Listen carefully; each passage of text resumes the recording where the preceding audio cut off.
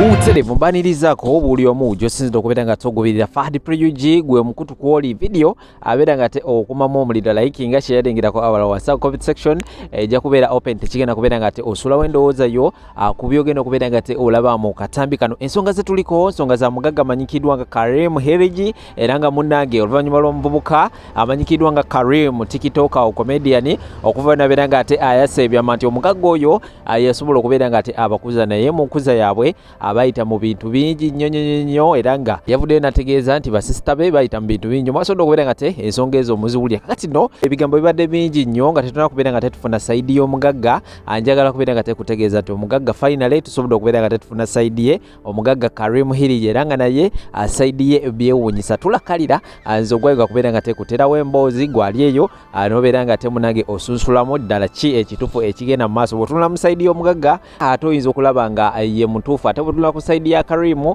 ate nayo oyinza olowooza ye mutuufu so ngenda kubeera nga tembaterawo ensonga awo musobola okubeera nga temulaba biki ebigenda mu maaso sayidi zeyo genda wasawo ateekawo endowooza yo of course bwegenda okubeera nga te olaba mu video subscribinga buli wena bandese video ojja kubeera nga tufuna notification nti kakati agagudde sayidi zeeno ogega no tulinde Sheikh Ashraf musomi wa dduwa abeera nga tomunoonyako ku namba z'essimu eziyita wansawo ku busitikazi ajja kubeera nga takulombera edduwa naawe obulamu bujja kubeera nga tebukutambulira bulungi nnyo maridadi sana sayidi endala Habibu airport pickup bano bo gwegwa kubeera nga tebakusaabaza okujja ku airport n'okutuusa yonna gye wandagadde okubeera nga te otuuka ate mu budde kambatero ensonga zino nkumona mawulire amagiro temubaawo.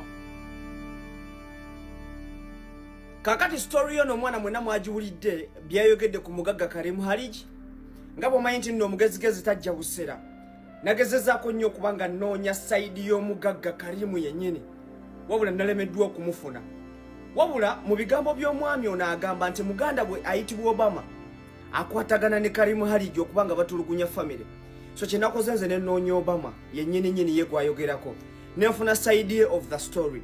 Obama ye agamba bw'ati nti omwami ono ayagala kubba Karim Hirji obuwumbi bubiri era ye agamba nti sisita waabano bo gwe bagamba sisita waabwe omugagga yamuwasa omugagga bwe yamuwasa sisita neyekyangira ku mugagga ne baawukana kati ndowooza sisita yakwatagana nnyo noono ye lwaki neekooya. Let's go. Nze mbadde manager w'abayimbi bangi ne Maddox baani bonna mbadde nabo. Ekyeza nawe olinga ye muli bawalabu bonna. Yes, naye ate kati aliko ono nalinnya ate ayogenda kwerekera bizibu whereby singa aleta proof is involving me byentamanyie naye alikuwayiriza muntu ayagala mubbamu biliyoni biliyani is just deceiving oli wamutwala mukuti talina evidence naye sente omuntu woba ozaagala osobola okuyiiya engeri gy'ozifuna mu bulungi. Nedda naye muntu abadde ayamba kati oli ali mukazi we n'amuvaako nagenda nafuna mukazi mulala kati oli aba alina problem tewaba problem yonna omuntu nakugulira Range Rover million bina zero mileage ZX million bina zero mileage model nga ya 2023. That's too much money and you sell it at 50 million. Neze kansubira sina musango atolina kati go bado kyowulidde about supporting and you don't know the other story kyowanga kankubire nawo otegere story back ekitegeza kati ono ye ayagala kufuna sente kuva mugagga alikuwa na jasirinya webanga muntu nawe kikino badeko na bakazi true mukazi obeera naye nakuno bako nagenda nazala wabweru natandika kwogera bubi bwoba owulira otya omulese afunye azadde ne wabweru kati kyasitegeera oyo mukazi yali mukazi wa mugagga nga muganda we era yali sister wange sijja kwegana naliko omusajja nagenda nazala wabweru ate kati akongawo nga bintu biganye olaba kijja akati ono kwegamba nti onakwa mpulidde agamba akwata abaana abato nengamba yi ate bana kati olaba nga mu tribe zaffe osobola kubeera n'omukazi nga kasaba bakyotala nnyo nnyo abawala bafumbira mu myaka 17 ekyo kyegedde naye nga abantu bakanyiza obadde n'omusajja obadde naye ate ovuddeyo n'ogenda wabweru n'ozaala kati gwate okumawo oba oyagala ki kituufu so naali kunyonya just kuono nalinnya ya mugagga toba nteekamu nze siri kuwagira ne screenshot ezirina siwagira nagambye you don't want to be in the family side kati wakimbeera mu family side nga ndikulimbisa. I know that's not right because of money that is wrong era ngambye kankuwe just update otege bato ate oyogedde ekituufu ye nkambuuze famire zaabwe zaaliwa byonna nga bigenda mu maaso.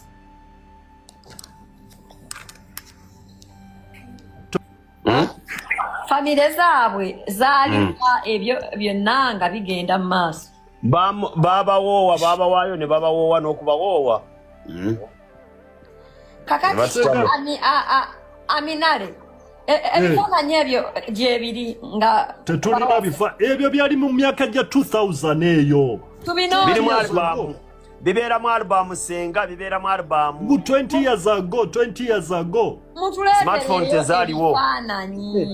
Birimu albamu be babiina byalbamu. Bana abawala bali mu myaka 3+. Bali mu 5 nabo bali bakulu 3 byebiki. Bali bakazi bakulu. Bali mwana plus.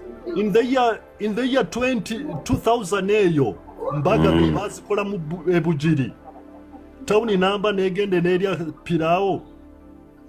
Iche muliko mwe. Awo tugenda basabula. Bajja tuona. Mpaka nga batulidde. Nze nakirabiddewo ntabo bayaye naye sente bazisabye bubi bali badde bagenda ne bazisaba mu buntu. Naye wano we bazze wakyamu. Wano tujja zibasuuza tebajja zitwala. International kati gu international obeerawa. Newankubadde tukimanye nti okufa kwa butonde naye Mukama yandisaasidde. Buli muzadde n'agenda waakiri okufa nga yeekulizza omwana okutuuka ku stage w'osobola oleka omwana ne yeeyimirizaawo mpola mpola mu nsi. Kuba bannanga bazadde bangi bafa bambi nga balesa abaana bato abaana ne batandika otwalibwa bano abantu nze ngenda omulabira godi yagenda omutwala. Abantu abo bakola ebintu abaana bano. Nalabya story y'abaana abantu ngigoberera naye imagine omuntu abatutte mu mitwala nga kitammwe n'akutunuza ku mbuga ya sitaani ku myaka 11. Omusajja omugagga bifeekera asobola okubeera na buli kika kya mukazi ky'ayagala n'alondawo omwana ono amutwala nga kitaawe. Ku myaka 16 n'ayagala omuwasa emaina really? Ate nga abaana bangi bakolebwa ebintu bino. Abamu ababatwala babasuulawo baba babala olumu bya bugagga bwe biggwawo ne babasuula abamu ne bababonyabonya nga bafunda n'oga nti oba singa si ye yantwala naye nga tebalina kyakukola abaami ko babeera bato. Buzi nange nasomako nga sirina ngato nkikubuulidde ku UPE. Nze ngenza okujja mu Kampala okusoma nga Karim Hirji asazeewo atutoole atuyambe. Kwe kulaba ku masomero amalungi. Naye mpitidde mu life nga nawe gy'oyitiramu ng'okyali mu kyalo. Tuzanyidde mu bidiba bye bakubiramu amaboloka. Wasomerawa? Ebujiri nasomerayo ko primary. Primary bali bagitaba. Indocha primary school buli omu alimanyi. Ne secondary nasomako taamu emu ate nga bangobye Kampala nalina akavuyo kangi nenzirayo eri. Ne wano mu Kampala nsomeddeko mu masomero ag'amaanyi. Primary ze nagimalira Buloba Church of Uganda. Era abantu bamanyi nina bakyali bange nga bo banjagala bamanyi ekituufu. Secondary nagendako Lugazi mix yali weeks oba 2 naye nga bakuba ne prefect ayagala kukuba emiggo ne ngamba wano sijja kukola ki. Kati awo Karim Hirji kwe kukwata nanteeka mu international schools nengenda nsomerako e Kabojja nensomerako e Taiba nensomerako ku Hana Mixed International y'Abahama. Mpitiddeko mu life ennungi anti life y'omuntu waliwo yambuka nekka. So mulimu kaŋŋambe mulimu abayindi n'abakyotala abakwata ku bannaabwe.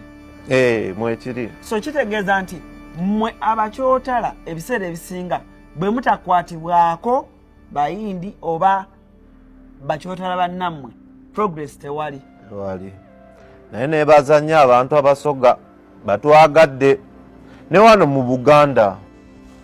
Bannaye mwasiibye mukyano basebo ne bannyabo.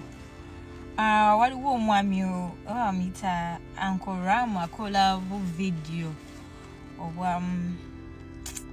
oba comedy. Obejjo, I think yesterday or 2 days back, yateekayo video ng'anyumya the injustices ezamutuukako nga baana bali orphaned. Omwami omugagga e Kampala n'abatekinga in.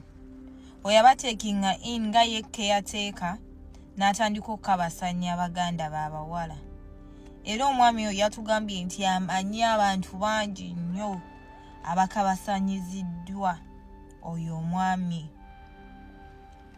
Mu bigambo bye yatugambye tasuubira nti ajja funa justice era alowooza bayinza n'okumutta naye ye tafaayo kasita akyejje ku mutima.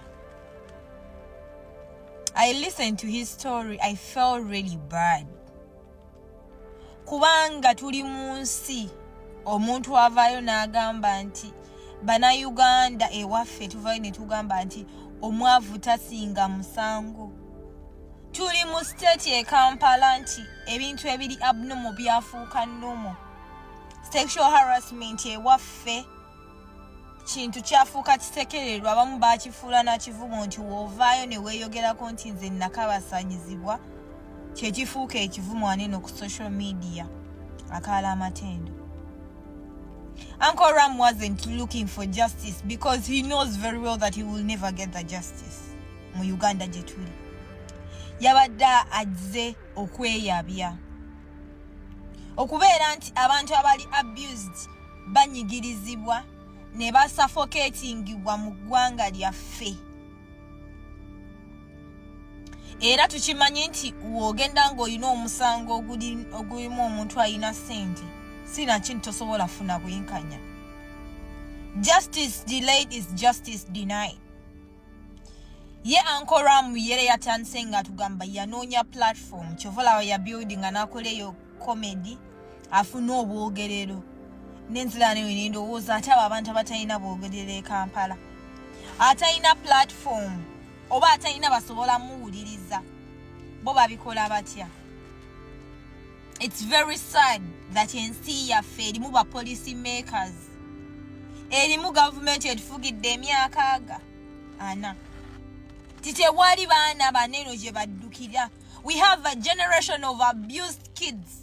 Abana baba abused by their caretakers, by their family members, by their fathers, by their mothers, everyone.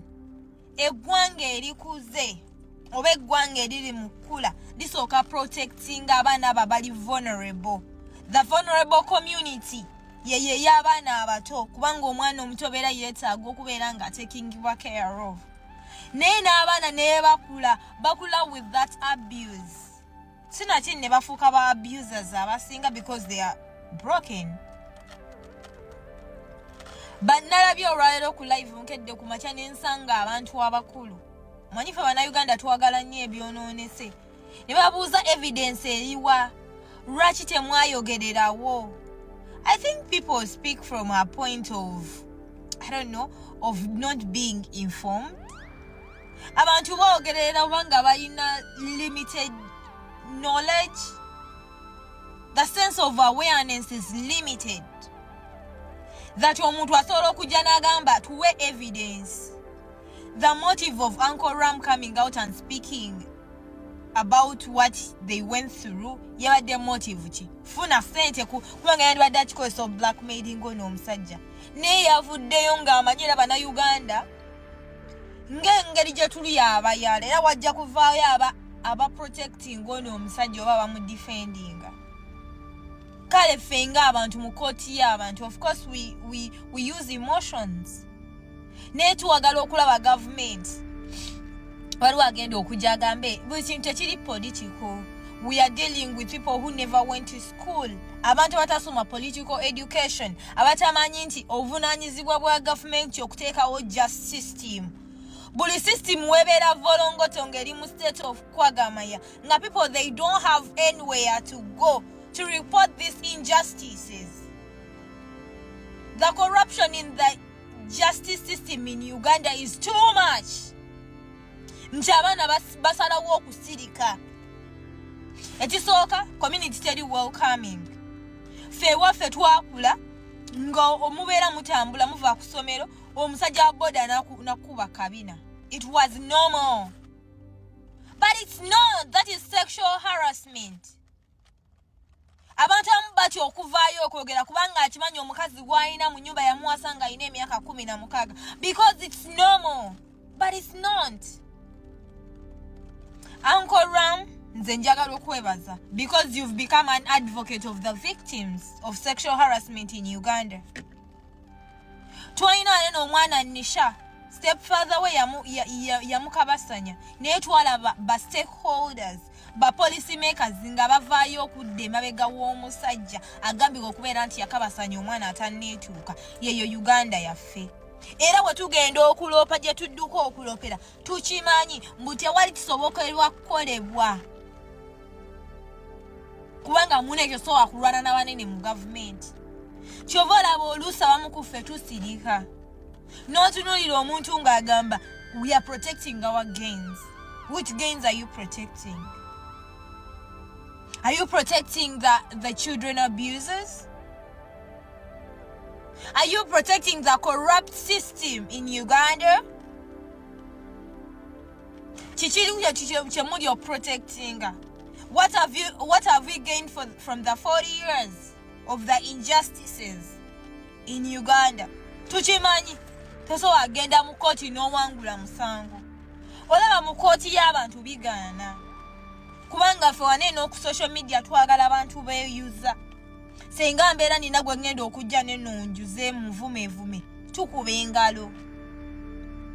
Omwami yavaayo n'agamba oba oyagala fuga abantu abatamiivu. Kyobola gavumenti ya Museveni yaleeta omwenge walagi neguteeka ku nusu 5. Buli omu atamiire ate abatamiivu banategeera batya? No offense to batamiivu banategeera batya ebifa mu nsi yaabwe.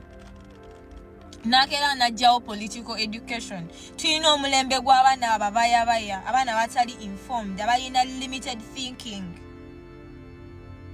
Alowooza nti tulina buli kimu okuyita government tuyite Museveni otuyamba.